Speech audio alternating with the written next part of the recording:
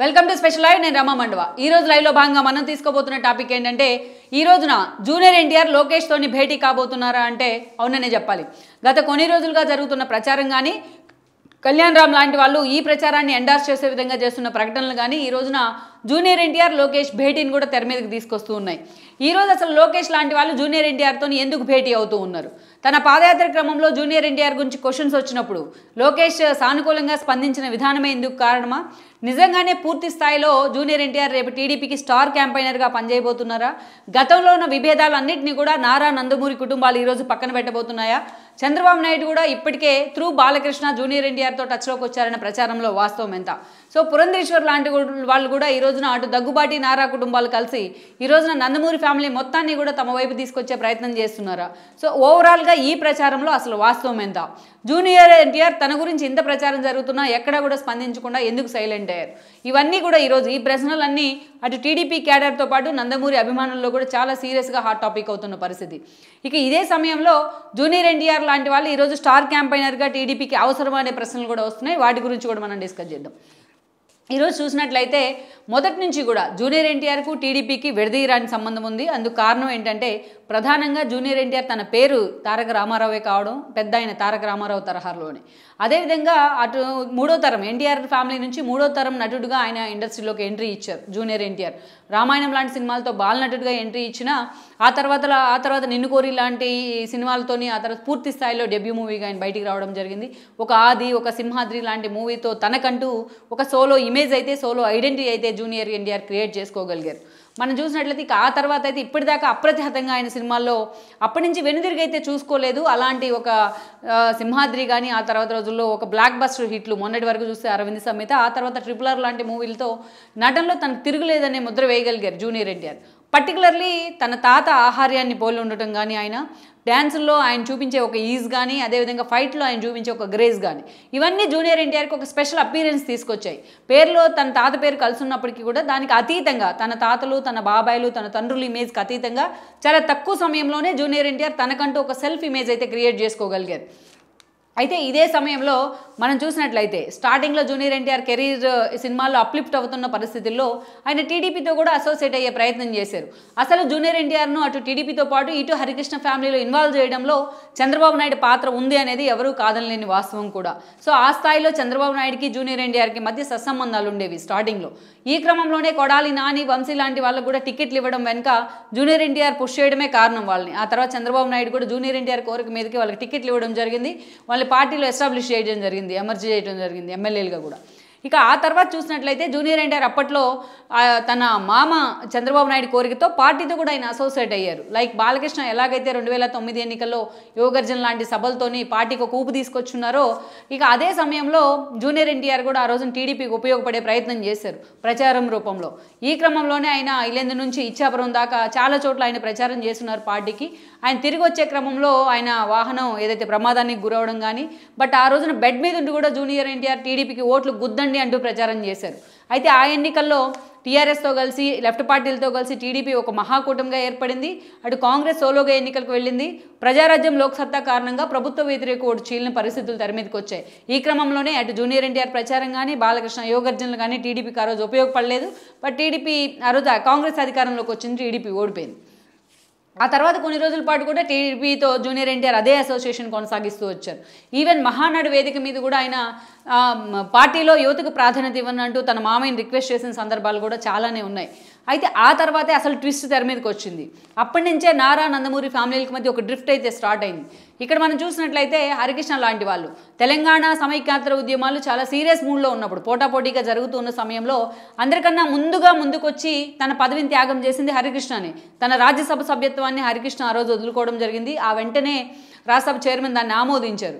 అయితే ఆ తర్వాత ఆయనకి పార్టీలో ప్రయారిటీ లేదు అనే ఒక వాదన తెర మీదకి వచ్చింది. ఇక ఆ కొద్ది రోజులకే జరిగిన ఎన్నికల్లో టీడీపీ 2014లో అధికారంలోకి వచ్చింది. పార్టీ అధికారంలోకి వచ్చిన తర్వాత కూడా హరికృష్ణకి ప్రయారిటీ ఇవ్వలేదు, ఎలాంటి పదవులు దక్కలేదన్న ఒక ప్రచారం అయితే ఉంది. బట్ అదే సమయంలో హరికృష్ణ కూడా పార్టీని లైట్ తీసుకున్నారని ఒక ప్రచారం కూడా ఉంది. కారణాలు ఏవైనప్పటికీ ఆ గ్యాప్ మాత్రం తర్వాత రోజుల్లో అమాంతం పెరుగుతూ వచ్చింది. ఇక పర్టికులర్లీ 2014 తర్వాత పరిణామాలు చూసుకుంటే ఒక కొడాలి నాని లాంటి వాళ్ళు జూనియర్ ఎన్టీఆర్ హరికృష్ణ దగ్గరుండి మరీ టీడీపీ నుంచి టికెట్ ఇప్పించిన కొడాలి నాని లాంటి వాళ్ళు పార్టీని వదిలి వైఎస్ఆర్సీపీలోకి వెళ్ళారు. డే 1 నుంచి ఆయన చంద్రబాబు నాయుడిని లోకేష్ని టార్గెట్ చేస్తున్నా జూనియర్ ఎన్టీఆర్ ఎప్పుడు కూడా ఖండించే ప్రయత్నం చేయకపోవడం. ఇక ఆ తర్వాత మనం చూసినట్లయితే తీరా ఎన్నికల సమయానికి జూనియర్ ఎన్టీఆర్ సొంత మామైన నార్న శ్రీనివాసరావు లాంటి వాళ్ళు కూడా పార్టీని విడిచిపెట్టి వైఎస్ఆర్సీపీకి వెళ్ళున్నారు. అంతకుముందు చంద్రబాబు నాయుడే ఆయన్ని అటు పాలిటిక్స్లో కానీ ఇటు ఆర్థిక పరంగా ఆయన పుష్ చేశారన్న ఒక వాదన కూడా ఉంది.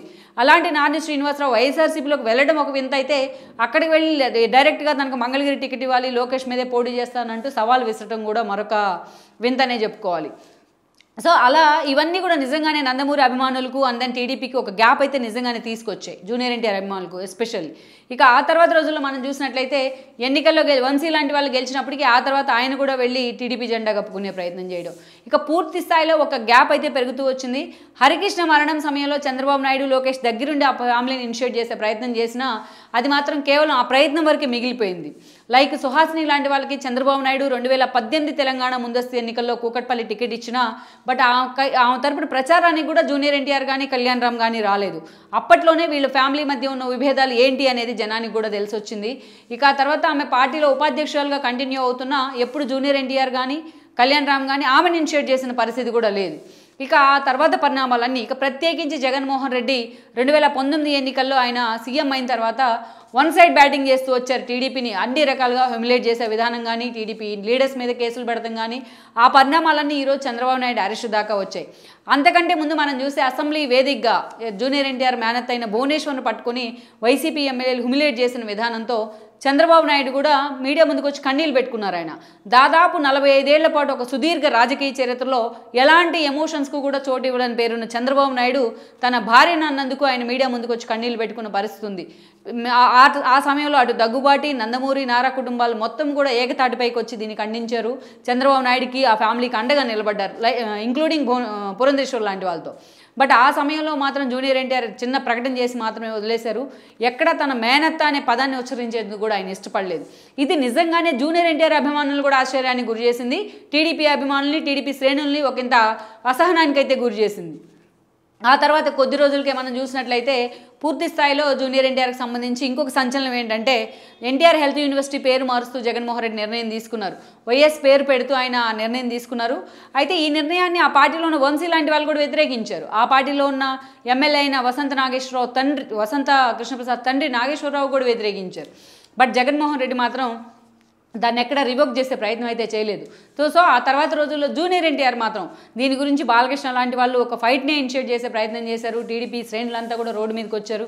బట్ జూనియర్ ఎన్టీఆర్ ఎక్కడా కూడా తన తాత పేరుని రివోక్ చేయాలని మాట్లాడలేదు. పర్టికులర్లీ ఒక లేఖ రాస్తూ జగన్మోహన్ రెడ్డికి వైఎస్ఆర్తోని ఎన్టీఆర్ని పోలుస్తూ ఆయన చేసిన బయటికి ఇచ్చిన ఒక లెటర్ మాత్రం అప్పట్లో ఒక సంచలనమైంది. ఆయన మీద తీవ్ర విమర్శలు రావడానికి కూడా కారణమైంది. ఇక ఆ తర్వాత మనం చూస్తే ఎన్టీఆర్ శతజయంతి ఉత్సవాలకు టీడీపీ జూనియర్ ఎన్టీఆర్కి ఆహ్వానం అందించిన ఇంటికెళ్ళి దానికి కూడా ఆయన గైర్హాజరయ్యారు దుబాయ్ ఫిల్మ్ వేడుకల పేరుతోని. ఇక ఆ తర్వాత మనం చూసినట్లయితే ఎన్టీఆర్ శతజయంతి ఉత్సవాలు పురస్కరించుకొని ద్రౌపది ముర్ము చేతుల మీదుగా ఒక కాయిన్ని ఆయన పేరు మీద లాంచ్ చేయడం జరిగింది, 100 రూపీస్ కాయిన్. సో ఈ క్రమంలో ఆ కార్యక్రమానికి ఎన్టీఆర్కి ఆహ్వానం ఉన్నా కూడా ఆయన గైర్హాజరయ్యారు. ఇలా వరుసగా జూనియర్ ఎన్టీఆర్ టీడీపీతో టచ్ మీ నాట్ అన్నట్టు వ్యవహరించిన తీరు మాత్రం టీడీపీ శ్రేణుల్లో ఆగ్రహాన్ని అయితే నింపింది.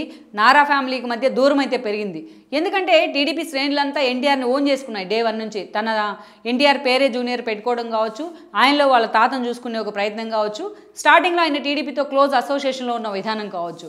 ఎప్పుడైతే జూనియర్ ఎన్టీఆర్ టీడీపీని అవమానించే విధంగా వ్యవహరిస్తూ వచ్చారో అప్పటి నుంచి టీడీపీ శ్రేణులు కానీ టీడీపీ నేతలు కానీ ఆయన డిజోన్ చేసుకుంటూ వచ్చారు. జూనియర్ ఎన్టీఆర్ మీద ఒక మాట అంటే కూడా ఇష్టపడిన టీడీపీ సీనియర్లు చాలామంది ఎప్పుడైతే ఆయన శతజయంతి ఉత్సవాలకు రానప్పుడు కానీ, అంతకుముందు ఆయన భువనేశ్వర్ గురించి ఎక్కడ మద్దతు ఇస్తామకు మాట్లాడిన తీరు కానీ, ఎన్టీఆర్ హెల్త్ యూనివర్సిటీలో తీసుకున్న స్టాండ్ మీద కూడా సీనియర్లు ఫైర్ అయ్యే పరిస్థితి బయటకు వచ్చి ఈరోజు బుచ్చి చౌదరి లాంటి వాళ్ళు, వర్ల రామయ్య లాంటి వాళ్ళు. ఇక ఆ తర్వాత మనం చూసినట్లయితే అమరావతి రైతులు కూడా జూనియర్ ఎన్టీఆర్ని టార్గెట్ చేస్తూ మాట్లాడిన సందర్భం ఉంది. ఇక ఆ జూనియర్ ఎన్టీఆర్ని టీడీపీ టార్గెట్ చేసినప్పుడల్లా వైఎస్ఆర్సీపీ ఆయన ఓన్ చేసుకునేందుకు ట్రై చేసింది. జూనియర్ ఎన్టీఆర్ అభిమాన సంఘాలను కూడా ఎక్కడికక్కడ ప్రోత్సహిస్తూ చంద్రబాబు సభల్లో గలాటా చేసే ప్రయత్నం కూడా జరిగింది. లైక్ కుప్పం కానీ, లైక్ పల్నాడు కానీ, ఇవన్నీ కూడా చంద్రబాబు నాయుడు బేర్ చేస్తూనే వచ్చారు. ఎక్కడ జూనియర్ ఎన్టీఆర్ గురించి కానీ, ఆయన ఫ్యామిలీ గురించి కానీ ఎక్కడ ఒక మాట తోలడం కూడా వాళ్ళు ఎప్పుడూ చేస్తూ రాలేదు. ఇక పాదయాత్ర సమయంలో లోకేష్కి జూనియర్ ఎన్టీఆర్ రూపంలో కొన్ని సవాళ్లు ఎదురైనాయి. ఆయన హలో లోకేష్ లాంటి కార్యక్రమాలు నిర్వహించిన సమయంలో కూడా జూనియర్ ఎన్టీఆర్ పార్టీలోకి వస్తే మీరు ఏం చేస్తారంటూ కూడా క్వశ్చన్స్ వచ్చాయి. ఆయన సంపూర్తిగా ఆహ్వానిస్తానంటూ కూడా లోకేష్ ఒక ట్విస్ట్ ఇచ్చే ప్రయత్నం అయితే చేశారు. లోకేష్ కారణంగానే జూనియర్ ఎన్టీఆర్ను చంద్రబాబు నాయుడు పక్కన పెడుతున్నారు. లోకేష్ కారణంగానే ఎక్కడైతే పోటీ వస్తారనే కారణంగానే జూనియర్ ఎన్టీఆర్ను పక్కకు నెట్టారన్న కొన్ని విమర్శలు ఉన్నాయి ప్రత్యర్థుల నుంచి. వీటన్నిటికీ చెక్ పెట్టేలా కూడా లోకేష్ తన పాదయాత్రలో చాలా క్లారిటీ ఇచ్చారు. పాదయాత్ర తర్వాత పలు ఇంటర్వ్యూల్లో నేషనల్ మీడియాతో మాట్లాడుతూ కూడా అదే విధంగా క్లారిటీ ఇచ్చే ప్రయత్నం చేశారు. సో అదొక గుడ్ సైన్ అనుకోవాలి లోకేష్ వైపు నుంచి ఎన్టీఆర్కు. ఇక ఇదంతా ఒక ఎత్తు అయితే, ఇటీవలే బాలకృష్ణ లాంటి వాళ్ళు జూనియర్ ఎన్టీఆర్తో మాట్లాడారు. 2 టీడీపీతో మళ్ళీ టైఅప్ అయ్యే దిశగానే ఒక చర్చ కూడా జరుగుతూ వచ్చింది. బాలకృష్ణతో గ్యాప్ అన్న వార్తలకు కూడా ఆయన ఫుల్ స్టాప్ పెడుతూ వస్తున్నారు, ఎక్కడికక్కడ జూనియర్ ఎన్టీఆర్తో అసోసియేట్ అవుతూ. సో ఈ క్రమంలోనే తన డెవిల్ సినిమా గురించి తన ఆ ప్రమోషన్లో భాగంగా మీడియా ముందుకు వచ్చే ప్రయత్నం చేశారు కళ్యాణ్ రామ్. అక్కడే జూనియర్ ఎన్టీఆర్ గురించి, రాజకీయ అరంగేట్రం గురించి ఒక చర్చ అయితే వచ్చింది.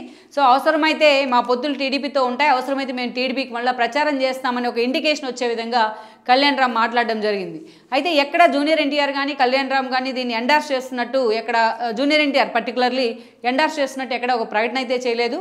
ఎన్ని రకాల విమర్శలు, ఎన్ని రకాల దాడి తన మీద జరిగినా తాను సినిమాల్లో బిజీగా ఉన్నానంటూ వీటన్నిటిని కూడా ఆయన లైట్ తీసుకుంటూ వస్తున్నారు. మొన్న మాత్రం ఒక ప్రైవేట్ ఫంక్షన్ వేడుకలో మాట్లాడుతూ అభిమానుల గురించి కన్నీళ్ళు పెట్టుకునే ప్రయత్నం జరిగింది జూనియర్ ఎన్టీఆర్. బట్ ఆ కన్నీళ్ళు కూడా టీడీపీ మీద నుంచి తన మీద జరుగుతున్న దాడిలో భాగంగానే ఆ కన్నీళ్ళని ఇంకొక ప్రచారం కూడా జరిగింది. బట్ కారణాలు ఏవైనప్పటికీ జూనియర్ ఎన్టీఆర్ తీరును ఈరోజు టీడీపీ శ్రేణులు కానీ, టీడీపీ కానీ, ఈవెన్ ఎన్టీఆర్ అభిమానులు కానీ ఓన్ చేసుకోలేని పరిస్థితి అయితే ఉంది. అయితే తీరా ఎన్నికలు దగ్గర పడుతున్న ఈ సమయంలో ఈరోజు తనకు రాజకీయంగా ఏ చిన్న అవకాశం ఉపయోగపడుతుంది అనుకున్నా టీడీపీ వదులుకునేందుకు సిద్ధంగా లేదు. అందుకే జూనియర్ ఎన్టీఆర్కి అవసరమైతే చంద్రబాబు నాయుడు ఆయన ఇంటికి వెళ్ళబోతున్నారన్న ప్రచారం ఉంది. At the same time Lokesh కూడా, బాలకృష్ణ కూడా ఆయన ఇనిషియేట్ చేయబోతున్నారన్న ప్రచారం ఉంది. ఈ క్రమంలోనే జూనియర్ ఎన్టీఆర్ను తమ పార్టీ కోసం, తమ పార్టీ ప్రచారం కోసం మరోసారి ఉపయోగించుకోవాలనే ఆలోచనలో ఆ పార్టీ అయితే ఉంది.